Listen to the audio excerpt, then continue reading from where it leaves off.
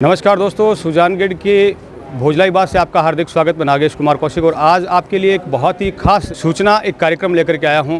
किसी भी तरह की मस्कुलर प्रॉब्लम होती है तो आप जानते हैं कि मेडिसिन का अपना एक लिमिट होता है और ज़्यादा मेडिसिन हम यदि एलोपैथिक मेडिसिन को हम ज़्यादा लेते हैं तो उसके कई साइड इफ़ेक्ट भी होते हैं।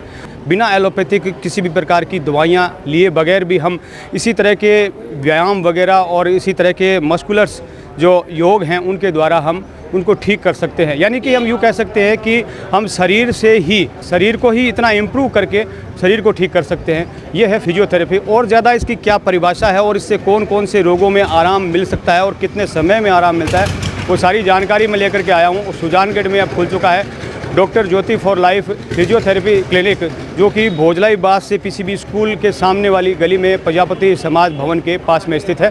तो आइए मैं क्लिनिक में ले चलता हूं, क्योंकि आज यहां पर इसका इनॉग्रेशन हो रहा है और इनॉग्रेशन पे बधाइयां देने के लिए लोग यहां पर पहुंच रहे हैं। परमजीत ऊनवाल आने वाले सभी लोगों का अभिवादन कर रहे हैं और लोग पहुँच रहे हैं। सुजानगढ़ सहित आसपास क्षेत्र के लोग और अवलोकन कर रहे हैं। बहुत अच्छी बड़ी खबर है सुजानगढ़ के लिए। फिजियोथेरेपी क्लिनिक यहाँ सुजानगढ़ में खुल चुका है और ये देखिए अलग अलग एक्सरसाइज के लिए यहाँ पर मशीनरी है पूरी और व्यायाम से ही शरीर को इसमें मूलतः ठीक किया जाता है। ये देखिए अलग अलग मशीनरी है। डॉक्टर ज्योति जी तूनवाल जो कि यहाँ पर अपनी सेवाएं देंगी, लोग जानकारियां ले रहे हैं। सक्षम जी तूनवाल पूरी तरह से सुसज्जित यहाँ पर व्यवस्था है ट्रीटमेंट के लिए। ये देखिए अलग अलग तरह के व्यायाम के लिए यहाँ पर हर तरह की एसेसरी व्यायाम की मशीनरी, यहाँ पर अलग अलग जांचों के लिए मशीनरियाँ यहाँ पर, और ये सभी सर्टिफिकेट्स हैं डॉक्टर ज्योति के। और आने वाले सभी लोग ये देखिए पूरा अवलोकन कर रहे हैं, पूरे क्लिनिक को घूम करके देख रहे हैं और अधिक जानकारियाँ ले रहे हैं। बहुत बड़ी खबर है सुजानगढ़ के लिए। आने वाले सभी आगंतुकों को इसके बारे में अधिक जानकारी करवाई जा रही है। डॉक्टर ज्योति प्रजापति बीपीटी एमपीटी यहाँ पर अपनी सेवाएं देंगे। हम किसी भी समस्या होने पर, रोग होने पर, किसी भी एक्सीडेंटल स्थिति होने पर हम इलाज करवाते हैं, लेकिन उससे भी आगे यदि पेन संबंधी कोई भी, मस्कुलर संबंधी या नस संबंधी कोई भी जो समस्याएं होती है, उसमें आपने नाम सुना होगा कि फिजियोथेरेपी इज़ द बेस्ट। तो फिजियोथेरेपी क्या है और फिजियोथेरेपी से किस तरह के जो समस्याओं से हम निदान पा सकते हैं, और उस जानकारी को ही आज बढ़ाने के लिए आज मेरे साथ में मौजूद हैं डॉक्टर ज्योति प्रजापति, जो कि ऑर्थो फिजियोथेरेपिस्ट हैं और यहाँ सुजानगढ़ में अपनी सेवाएं दे रही हैं। आज हम उनसे एक डीपली थोड़ी जानकारी भी करेंगे और किस तरह के रोगों में या किस तरह की समस्याओं में ऑर्थो फिजियोथेरेपिस्ट किस तरह से उन समस्याओं का निदान कर सकते हैं और हम अपने जीवन को स्वस्थ जीवन बना सकते हैं। नमस्कार डॉक्टर साहब, बहुत बहुत स्वागत करूँगा। और सबसे पहला सवाल यही है, क्योंकि लोग जानते भी हैं और मैं कहूँगा कि वो जानते सिर्फ 10% है और वैसे कुछ नहीं जानते हैं। शायद फिजियोथेरेपी को वो उतनी अच्छी तरह से समझ नहीं पा रहे हैं, उन्हें ज़्यादातर वो मेडिसिन की भाषा ही समझ में आ पाई है। तो फिजियोथेरेपी वास्तव में है क्या? फिजियोथेरेपी एक साइंटिफिक पद्धति है जिसमें अपन कुछ एक्सरसाइज करके अपने कोई भी रोग को ठीक कर सकते हैं। तो फिजियोथेरेपी एक बहुत वास्ट फील्ड है वैसे तो, जिसमें 5 साल की डिग्री कोर्स होता है, 2 साल का मास्टर्स होता है। तो इसमें हमें मूवमेंट से जो रिलेटेड प्रॉब्लम्स आती है, जिसको सीढ़ियाँ चढ़ने में, उतरने में, कमर दर्द रहता है, डेस्क जॉब जो करते हैं उनको नेक पेन रहता है, तो उन जैसी बीमारियों को हम इलाज करते हैं बिना किसी दवाई के, बिना किसी इंजेक्शन या जो सर्जरी है उसके बिना हम इलाज करते हैं। देखिए, इलाज का जब नाम आता है तो व्यक्ति के दिमाग में आता है कि एक डॉक्टर एक स्लिप लिखता है और एक मेडिसिन लिखता है और वो गोलियां खाता है। लोग यहाँ ज़्यादातर इसी चीज़ को इलाज मानते हैं। फिजियोथेरेपी उससे भिन्न होकर के किस तरह से इलाज कर सकता है? फिजियोथेरेपी इसमें थोड़ा डिफरेंट है इसका, क्योंकि हम जब पेशेंट आता है तो उसका फुल असेसमेंट लेते हैं। तो मूवमेंट असेसमेंट हमारा किया जाता है कि पेशेंट को कौन से मूवमेंट में पेन आ रहा है, तो उससे डीप में जाते हैं कि उससे कौन सी मसल्स रिलेटेड है जो उसको कोज कर रही है। तो हम जो रूट कोज है उसको हम पकड़ते हैं। मूवमेंट ही नहीं है, उसके अलावा जो उसकी लाइफस्टाइल है, जो उसका स्ट्रेस है, उसकी स्लीप हैबिट कैसी है, उसका वो खान पान कैसा है, वो भी हम उसको कंसिडर करते हैं। तो हम उसके ऊपर फिर पूरा अपना ट्रीटमेंट प्लान बनाते हैं और उसको उसका इलाज प्रोवाइड करवाते हैं। बिल्कुल, कुछ ऐसे मिथक भी हमारे समाज में हैं, हमने मान लिया है कि ऐसा नहीं हो सकता, ऐसा हो सकता है, हम भुगत रहे हैं अपने जीवन में। ऐसे लोगों के लिए किस तरह से आप इसको एक्सप्लेन करेंगे कि लोग भुगते नहीं और इस स्वस्थ जीवन जी सकते हैं? देखो, मैं पहले आपको बताऊंगी, जो सबसे बड़ा मिथ है कि हमारे स्लिप डिस्क हो गया है, हमारा बैक पेन हो गया है, तो अब हमें बोल दिया गया है कि आपको झुकना नहीं है। तो अपनी बॉडी बनी है झुकने के लिए, मूव करने के लिए। अगर अपन झुकेंगे नहीं तो एक जॉइंट अपन मूव नहीं कर रहे हैं, तो अगले जॉइंट भी ऊपर के नीचे के वो भी रेस्ट्रिक्ट होंगे। ये जो फोबिया है, मूवमेंट फोबिया, जिसको हमारी लैंग्वेज में हम बोलते हैं काइनेशियोफोबिया, तो हम उसका भी रूल आउट करते हैं कि पेशेंट को उसका फोबिया है या नहीं। तो फिर अगर है तो हम उस पर काम करते हैं, उसको मोटिवेट करते हैं, कुछ एक्सरसाइज दी जाती है पेशेंट को, कुछ मशीन होती है जिससे उसको हम वापस उसका जो कॉन्फिडेंस है वो जो डाउन हुआ है उसका अप आए और वो सारी एक्टिविटी कर पाए। जैसे आज हर व्यक्ति कंप्यूटर या मोबाइल यूज़ करता है, और मैं कहूँगा कि ऐसा कोई शायद व्यक्ति नहीं है एज 40 और 45 अबव एज का व्यक्ति जिसको कोई हेडेक या सर दर्द ना होता हो। क्या ये भी फिजियोथेरेपी से संबंधित है कुछ? जी। जो डेस्क जॉब करते हैं उनका जो नेक मूवमेंट है, वो जो नेक की मसल्स है वो बहुत ज़्यादा एक्टिवेट रहती है। जो एक्टिवेशन के कारण मसल्स फटीग होती है, बहुत लंबे टाइम तक वो काम करते, 2 घंटे 3 घंटे उनकी सीटिंग जॉब रहती है।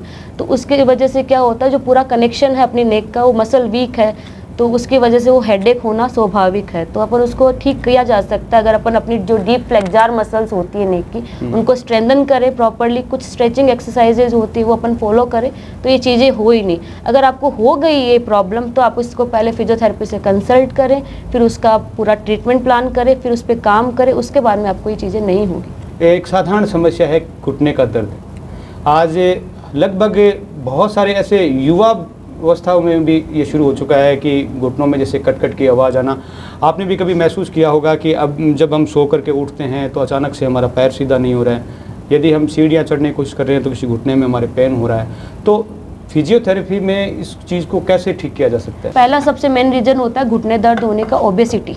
अगर आपका वेट ज़्यादा है तो नो डाउट आपको पेन आना है, क्योंकि जो अपनी बॉडी है, जब हम नीचे बैठ के उठते हैं तो अपनी बॉडी का 4 गुना वजन अपने घुटनों पे जाता है। जब वजन जाता है तो जो गैप होता है वो कम हो जाता है। जो मिथ ये है कि हमारे पे गैप आ गया, वो आता नहीं, वो चला जाता है गैप। तो फिर गैप कब हो गया दरअसल? हाँ, गैप कम हो गया। जब गैप कम हो जाता है तो फ्रिक्शन करती है 2 बोन आपस में। जब फ्रिक्शन करती है तो आपको पेन आता है। तो मेनली पेशेंट कंप्लेन करता है कि उसको मॉर्निंग में जब उठता है तो 30 मिनट तक तो उसको ऐसे रहता है कि मैं अपने पाँव सीधे नहीं कर पा रहा, बहुत जकड़न फील करता है वो। फिर उसके साथ साथ वो स्वेलिंग भी उसको बहुत ज़्यादा लगती है और उसको क्रिप्टस आता है। जो वजन है वो इस मीडियल साइड पे आता है, ये एक साइड में हड्डी, इस पर इतना वजन नहीं आता, सारा बीच में आता है।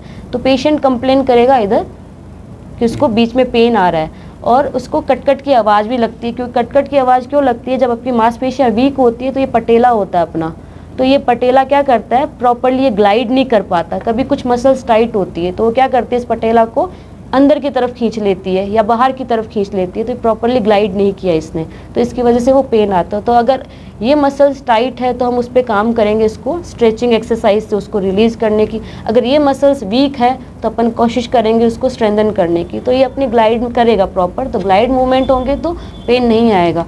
और फिर रहता है मांसपेशियों की स्ट्रेंथनिंग करना, ताकत बढ़ाना।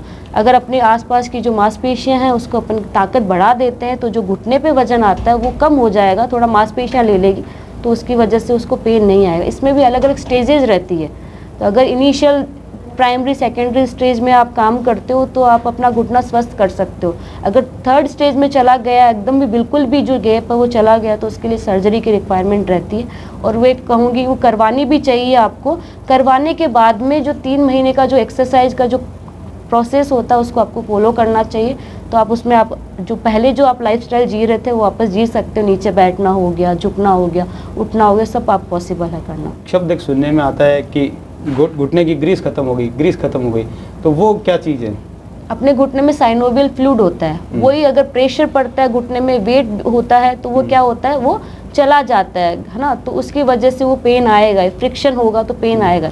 कमर दर्द की यदि हम बात करें, आज एक साधारण समस्या बनती जा रही है कमर दर्द भी, और कहीं ना कहीं कई बार एक्सीडेंटल भी व्यक्ति को इस तरह की कोई भी ऐसी चोट या ऐसा कोई ऐसा प्रेशर ऐसा हो जाता है, झटका लग जाता है, उसकी वजह से फिर हमारे कमर या हमारी जो पीठ में इस तरह का एक दर्द हमेशा के लिए रह जाता है। तो उस दर्द को किस तरह से फिजियोथेरेपी के माध्यम से ठीक किया जा सकता है, और क्या वो पूरी तरह से ठीक हो सकता है?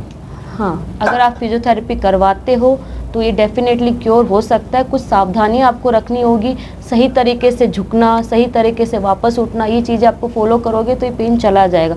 मेनली क्या होता है, पेशेंट को बैक पेन इसलिए आता है कि वो अचानक से झुकता है, जैसे कि ये L4 L5 वर्टिब्रा है, इसमें क्या होता है, अगर आप मूव करते हैं और ज़्यादा वजन उठाया तो ये अंदर इसके जो डिस्क होती है, पानी फ्लूइड भरा होता है, ये क्या करता है, ये आगे की तरफ भी जा सकता है और पीछे की तरफ भी जा सकता है। जब ये फ्लूइड पीछे की तरफ जाता है तो यहाँ से अपनी नर्व्स निकलती है सारी, उसको वो इरिटेट करता है। जब इरिटेट करता है तो पेशेंट कंप्लेन करता है, उसका पूरा पाँव एडी तक जाके उसको झंझनाहट होना, सूना होना, ये उसकी शिकायत, ये कंप्लेन रहती है कि उसको ये हो रहा है। अगर एक्सरसाइज इसमें क्या करेगी, ये जो फ्लूइड है वो इसको वापस अंदर करने की एक्सरसाइज की जाती है, मतलब रूट कोज पे काम किया जाता है। अगर ये फ्लूइड एक बार अंदर चला गया, फिर उसके अराउंड हम स्ट्रेंथनिंग एक्सरसाइज पेशेंट को बताते हैं ताकि ये वापस नहीं हो, क्योंकि काम अपन को सारा करना है, झुकना भी है, बैठना भी है, पर अपनी जो मसल स्ट्रेंथन रहेगी तो ये चीज़ें प्रॉब्लम नहीं आएगी। जैसे हम आम भाषा में कहते हैं डिस्क प्रॉब्लम, क्या इसी को डिस्क प्रॉब्लम कहा गया है? और इससे कौन कौन से ऐसे लक्षण हमें महसूस होते हैं कि हमें कहीं पर भी पेन होता है, हम ज़्यादातर उस पर बाम लगा लेते हैं, या जो हमारे पेन किलर खा लेते हैं, या इस तरह की कोई ट्यूब लगा लेते हैं और उससे हम ठीक होने की कोशिश करते रहते हैं, तो हम किस तरह के लक्षणों से पहचान सकते हैं कि ये साधारण समस्या नहीं है, ये समस्या जो है डिस्क की प्रॉब्लम है? डिस्क मैं कहूँगी कि ये बहुत साधारण चीज़ है डिस्क प्रोलेप्स वाली, पर इसको बहुत आराम से क्योर कर सकते हैं। आप जैसे बता रहे हो कि बाम लगाते हैं, है ना, दवाई खा लेते हैं, जो बाम है वो सुपरफिशियली आपके काम करेगी, जो सेंसरी नर्व है उसको फील करवाएगी कि आपको पेन नहीं है, तो आपको लगेगा हाँ ठीक है आराम है, पर एक्चुअल में वो पेन वहीं है, वो जो डिस्क बाहर गई है वो वहीं पे ही है। तो उसके ऊपर काम करने के लिए आपको एक्सरसाइज ही लगेगी, और मेडिसिन है वो सेम वही काम करती है कि जो आपके पेन फाइबर्स है जो पेन को लेके जाते हैं ब्रेन तक, उनको वो ब्लॉक कर देगी, पर वो जो डिस्क जो बाहर है वो वहीं रहेगी। इसमें पेशेंट कंप्लेन करेगा कि उसको पूरा बैक में पेन रहेगा, एक तो ठीक है, पीठ में पूरा पेन रहेगा, उसको झुकने में बहुत समस्याएं आएगी। जैसे पेशेंट झुकेगा उसको लगेगा कि अब नहीं झुका जाएगा। किसी पेशेंट को लगता है कि मैं लंबे टाइम तक नहीं बैठ सकता, खड़ा नहीं रह सकता, तो ये चीज़ें आती है। ये जो डिग्रीज के बारे में, अपनी क्वालिफिकेशन के बारे में और अपने अनुभव के बारे में भी हमें थोड़ा शेयर करें, ताकि लोगों को मालूम चले कि एक फिजियोथेरेपिस्ट की जो है एजुकेशन क्वालिफिकेशन क्या होती है और किस तरह का एक अनुभव होता है। जी, जो मेरी यूजी है वो डॉक्टर संपूर्णानंद मेडिकल कॉलेज से हुई है, जो कि 5 साल का कोर्स है। उसके बाद में जो मेरी इंटर्नशिप है वो SMS हॉस्पिटल से हुई है। उसके बाद जो मास्टर्स डिग्री है, जो मेरी मास्टर्स है वो ऑर्थो एंड स्पोर्ट्स में है, जो मैंने श्रीनिवास मैंगलोर से किया है। और उसके बाद में जो इंटर्नशिप है वो वेजोमा से हुई है, जो वेजोमा स्पोर्ट्स मेडिसिन सेंटर है, जो Padukone Dravid centre for sports है, वहाँ से मेरी इंटर्नशिप रही है। मेरा स्पेशलाइजेशन है फेशियल मैनिपुलेशन में, जो मैंने लेवल 1 और लेवल 2 किया है, जिसमें फेशिया होती है, जो मसल्स की कवरिंग है, उस पर हम काम करते हैं। डॉक्टर ज्योति प्रजापति से निवेदन करूंगा कि मैम किस तरह की और भी समस्याएं हैं, क्योंकि यदि हम एक एक समस्याओं का एक्सप्लेनेशन करने लगेंगे, एक्सप्लोर करेंगे, तो बहुत लंबा वीडियो हो जाने वाला है। तो मैं चाहूँगा कि आप संक्षिप्त में किस किस समस्याओं से निदान हम पा सकते हैं फिजियोथेरेपी के माध्यम से?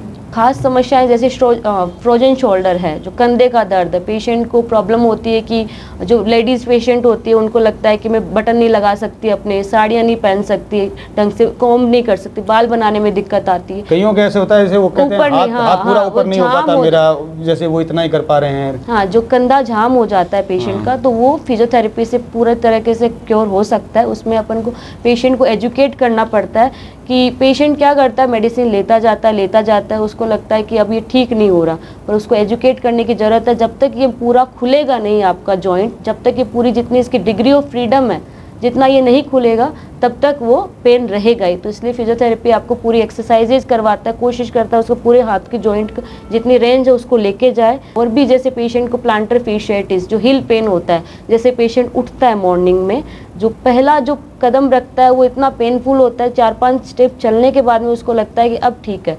तो उसमें भी क्या होता है, जो अपने प्लांटर फेशियाइटिस मसल होती है पाँव की, वो टाइट हो जाती है। तो उस पर हम काम करते हैं, उसको रिलीज़ करते हैं। अगर आपको सर्वाइकल पेन है, और अगर आपको शोल्डर पेन है, अगर आपको बैक एक है, एल्बो पेन है, रिस्ट पेन है, नी पेन है, हिल पेन है, और स्पोर्ट्स के बाद में जो आपकी हीलिंग नहीं हो पा रही है उसके लिए है, लिगामेंट टियर है, टेंडिनाइटिस है उसके लिए, और जो प्रेगनेंसी के बाद में जो प्रॉब्लम्स आती है लेडीज़ को, जो बैक पेन का इशू रहता है, उसके लिए जो सबसे मेन प्रॉब्लम होती है यूरिनरी इनकॉन्टीनियंस, जो महिलाओं में बहुत देखी जाती है कि उनको यूरिन पास करने में दिक्कत आती है, और कई बार ऐसा होता है कि फ्रिक्वेंटली वो यूरिन पास होता रहता है। तो उसके लिए भी उनको एक्सरसाइज करवाई जाती है जिससे वो समस्याएं आए नहीं। यदि एक्सीडेंट होने की स्थिति में व्यक्ति पूरी तरह से एलोपैथिक अन्य दवाइयों से या किसी भी प्रकार की ठीक हो जाता है, लेकिन फिर भी उसके मसल्स में पेन रह जाता है, पूरी तरह से उसके जॉइंट उतनी तरीके से खुल नहीं पाते, या यूँ कहूँ कि वो अपनी साधारण ज़िंदगी को उसी तरीके से नहीं जी पाता, तो उसमें भी फिजियोथेरेपी किस तरह से हेल्पफुल है? इसमें फिजियोथेरेपी हेल्पफुल इसलिए है क्योंकि जो फ्रैक्चर हुआ है उसको टाइम लगता है 3 महीने हीलिंग का।